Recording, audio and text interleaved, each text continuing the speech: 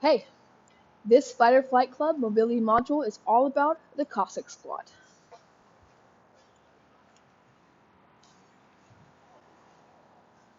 Commonly known as the Cossack Squat, I often call it the Shinobi Shift.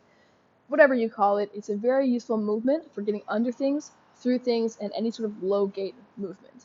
Now, when I say mobility, I'm specifically referring to range of motion under load.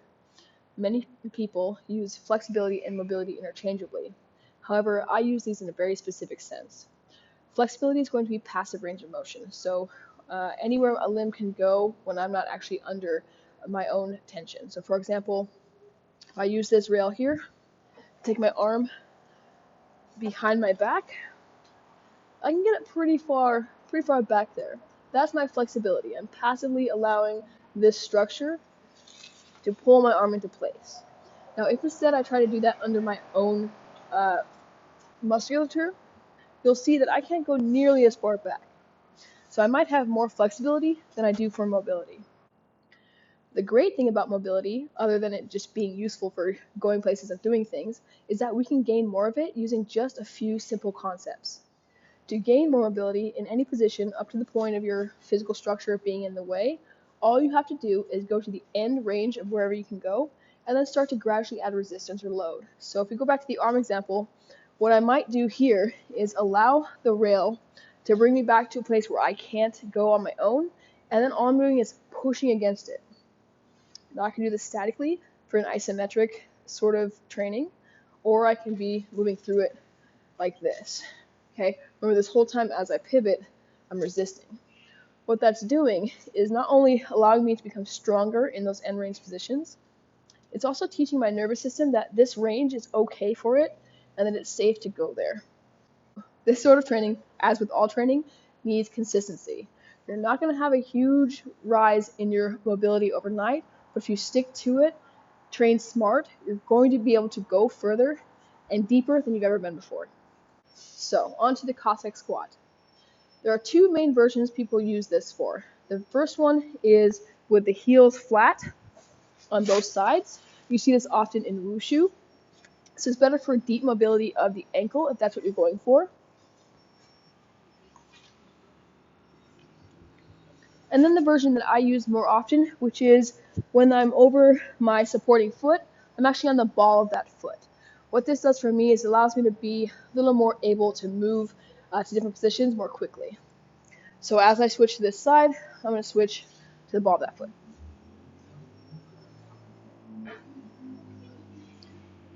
Both of these are viable options, and they both should be practiced eventually. You don't have to be super mobile to work on these skills. The point of them is to get you more mobile. Some things you do want to make sure you do every time is warm up. Don't just jump into this position. Make sure you're actually ready to rock. Two main ways to do that are just some squats. Now, there's the active squat, which is the balls of the feet, heels are off the ground, coming down and coming up. This is a good way to go because one of the versions of the Cossack squat involves having the ball of the foot be the main supporting foot. And then, of course, you have the more traditional back squat, where you have the heels stay down, hip hinges backwards, keeping the chest up, going as far down as you can without losing your position or falling down, and coming back up.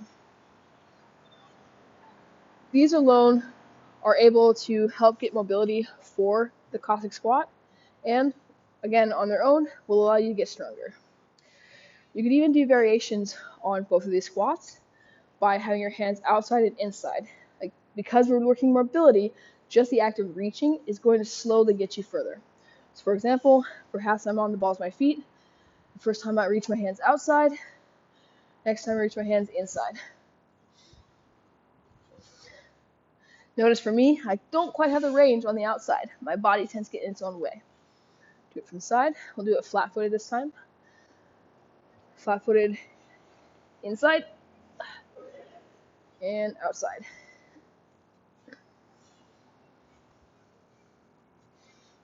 Next, it can be valuable just to test out your tissues and your muscles before you actually add load to the position. So what you might choose to do is more of a passive position first, I'm sitting down. One leg I'm going to draw as close as I can to my body. The other one is outstretched. Now, just in this position, I'm basically feeling, how tight or what the status of my muscles are. And from there, I could also start to move and just warm up my hip a little bit before committing all my body weight to it. I'm also testing out where I'm at for the day. I can also do this because during the actual motion of the Cossack Squat, the feet and toes are going to be pointing different ways. I might try this toes pointed. I might try this toes pointed toward me versus away. I might even try this rotating my foot at the ankle in either direction. And of course, I'm going to do both sides. Notice too, when I'm doing this, I'm going as slow and controlled as possible to the furthest ranges I can. What I'm not doing is using momentum or helping myself out. Because I'm practicing mobility, I want to make sure everything I do is slow, controlled, and under my own power. Your next step for warm-up, or in the progression toward a good Cossack squat, might be to get used to transitioning from side to side. Now, depending on what you already are capable of, go ahead and choose what seems right for you of the following progressions. Progression 1 is to be standing up, and you're going to put your feet comfortably far apart. From there, you're going to see how far you can bend down. You do not need to touch your toes this time. All you're doing right now is checking. If you can get your hands down, that's fine, but I want you to take your hands as far away as you need to get them flat. Flat palms always. Now, once I have my hands flat, that's the side I bend to, and this is my initial Cossack squat progression. In this version, I'm allowing my body to split the weight between my hands and my feet to take some load off my hips, knees, and ankles until they feel strong and able to go into the positions I'm eventually aiming for. With this, all I'm going to do is use my hands, again, always flat hands, to walk across from side to side. That's it. This might be your whole Cossack squat practice for the day. It's just this.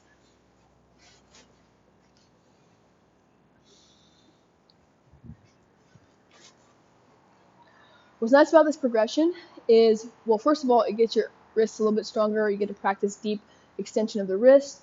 Also, there's some upper body conditioning because you're putting some weight onto your hands.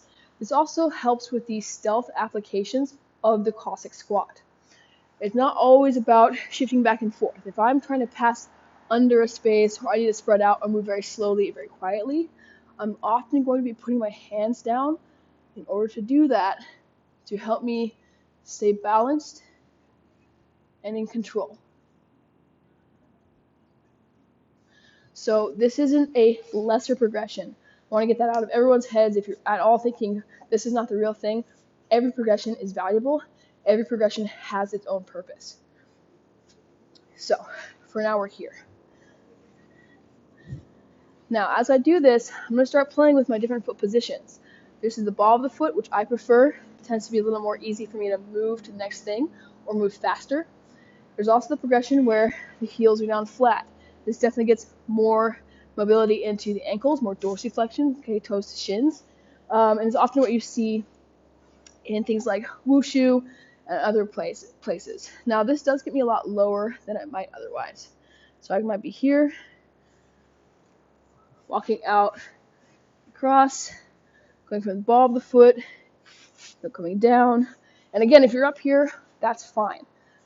Don't forget, like this is something I do all the time, and so I am very low to the ground. But if this means you're here for you, and this is what it looks like, this is not wrong. Okay? This is just where you're at.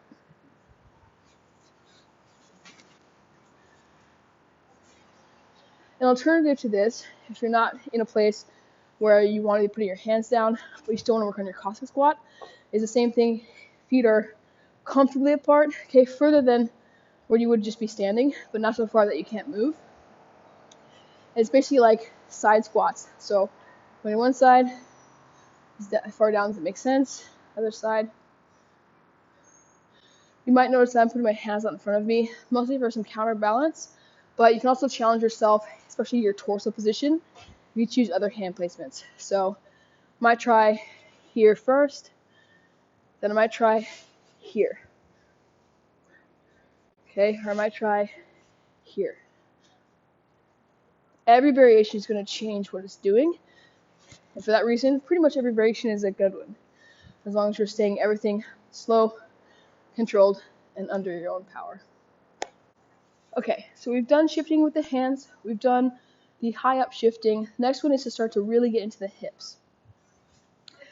As soon as you can get to any low position, try now not to stand up and come back down. And again, try not to use just your fingertips or your knuckles, but your flat palms if you need to, or see what you can do without your hands for now, and then just see if you can shift back and forth.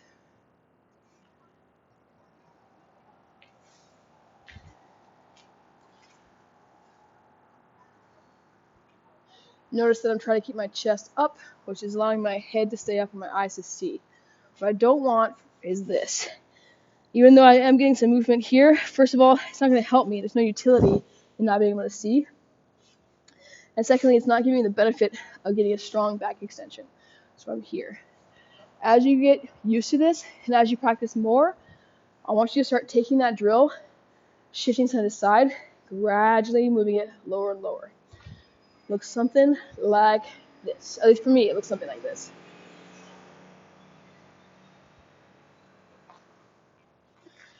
As I get lower, I'm having to shift my feet further and further away until I get to my base positions.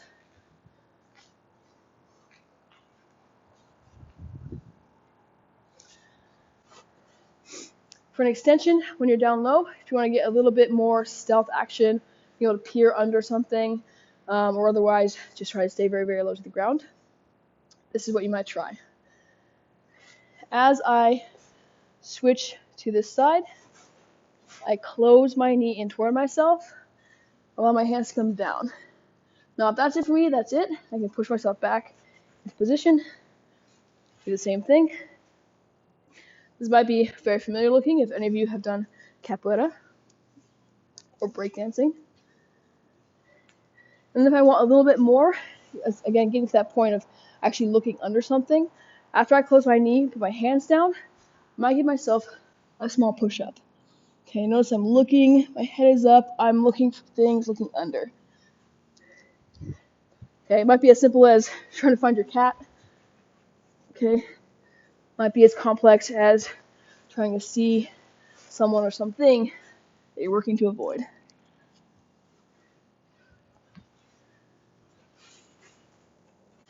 And that's really it for the basic Cossack Squat. If you stick around, I'm going to share some alternatives and some applications of this motion. However, no need to rush into using it anywhere.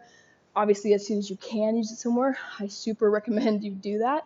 But if you're just going to stick to the motion, getting your mobility on, getting comfortable here, that's going to lead to so many opportunities in your environment to move, to escape, or to access where you need to access.